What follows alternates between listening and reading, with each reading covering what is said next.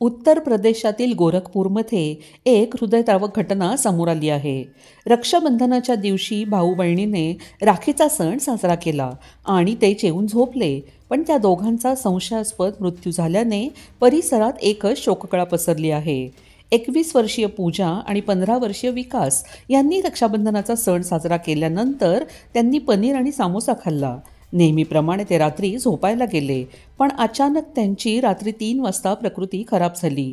ते दोघे आपल्या आई सीमासोबत 12 वर्षापासून भाड्याच्या घरात राहतात, तर वडील दोदनाथ हे मजुरीसाठी बाहेरगावी राहायचे. बिस्किट कारखान्यात मजूर करून काम करून ते आपला उदरनिर्वाह करतात. विशेष म्हणजे पूजा हिचं पण 1 वर्षापूर्वी लग्न झालं होतं. तिचा नवराही कामानिमित्त बाहेर असतो. गिडा पोलीस ठाण्याच्या हद्दीतील बास्परमध्ये रक्षाबंधनाची रात्र त्या बहीण भावासाठी काळरात्र ठरली. रात्री 3 वाजता पूजा आणि विकास यांची प्रकृती अचानक खराब झाली. आईच्या शेजारच्या मदतीने त्या दोघांना हॉस्पिटलमध्ये घेऊन जात असताना त्या दोघांनी शेवटचा श्वास घेतला.